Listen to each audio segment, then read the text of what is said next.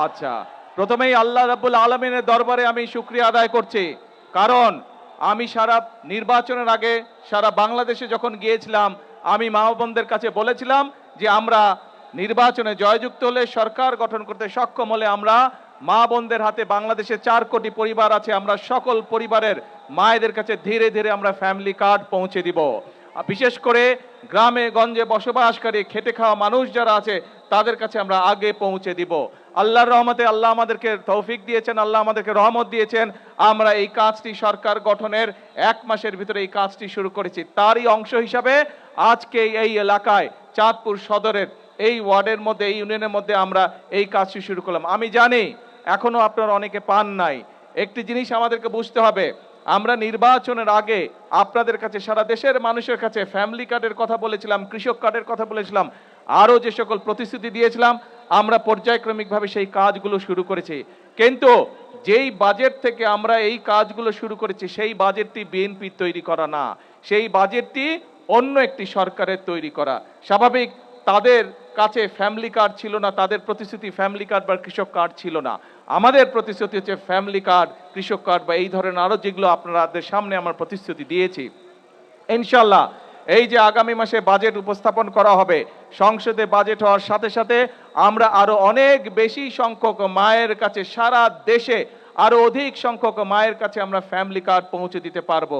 এবং ইনশাআল্লাহ আগামী 4-4.5 বছরের মধ্যে আমরা চেষ্টা করব বাংলাদেশের গ্রামে গঞ্জে প্রায় প্রত্যেকটি পরিবারের কাছে যাতে ফ্যামিলি কার্ড পৌঁছে যায়, প্রত্যেকটি মা বোনের কাছে যাতে ফ্যামিলি কার্ড পৌঁছে যায়।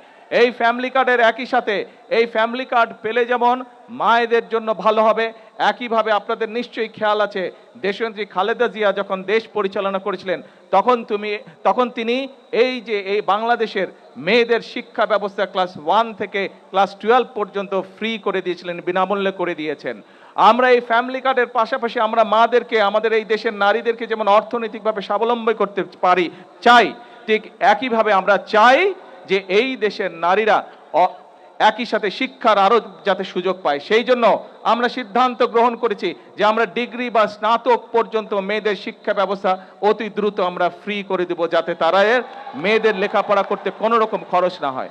এবং শুধু তাই নয়, মেয়েদের মধ্যে যারা ভালো রেজাল্ট করবে, পরীক্ষায় ভালো করবে, তাদেরকে আমরা সরকারের পক্ষ থেকে তাদেরকে আমরা উপবৃত্তির ব্যবস্থা করব। প্রিয় ভাই বোনেরা, একটু পরেই মাগরিবের আজান দেবে, আপনারা সেই দুপুর থেকে অপেক্ষা করছেন, অনেক মানুষ ক্লান্ত হয়ে গিয়েছেন। একটি কথা আপনাদের সামনে তুলে ধরতে চাই, এই ফ্যামিলি কার্ড যখন মায়েরা পাবে, শুধু কি মায়েদের ভালো হবে, পুরা পরিবারের উপকার হবে না? পুরা পরিবারের উপকার হবে এটা। একই সাথে আমরা যে কৃষক কার্ডের কথা বলেছি, সারা বাংলাদেশে প্রধান পেশা হচ্ছে কৃষক, কৃষকের সংখ্যা হচ্ছে এই দেশে সবচেয়ে বেশি। কৃষক কার্ড যখন কৃষকদের হাতে পৌঁছাবে, কৃষকদের উপকার হবে না? কৃষকদের উপকার হবে। একইভাবে যে আমরা খাল খননের কথা বলেছি, এই যে আজকে 2টি খাল পুনর্খনন আমরা শুরু করেছি, আমরা সারা বাংলাদেশে খাল পুনর্খননের কাজ শুরু করেছি। যেখানে খাল পুনর্খনন প্রয়োজন, খাল আমরা পুনর্খনন করব, যেখানে খাল খনন প্রয়োজন সেখানে আমরা খাল খনন করব। অর্থাৎ প্রিয় ভাই বোনেরা, এই দেশের মানুষ বিগত 1 যুগ ধরে আন্দোলন করেছে তাদের রাজনৈতিক এবং অর্থনৈতিক অধিকার প্রতিষ্ঠিত করার জন্য। প্রিয় ভাই বোনেরা, গত 24-এর 5ই আগস্ট বাংলাদেশের ছাত্র জনতা সেই স্বৈরাচারকে বিদায় করেছে। বিদায় করার পরে প্রিয় ভাই বোনেরা, এখন হচ্ছে দেশ গড়ার পালা। আমাদের ছাত্র ছাত্রীদেরকে, এখানে একটু আগে একজন এই কলেজের ছাত্রী এসেছিল, তারা একটি এখানে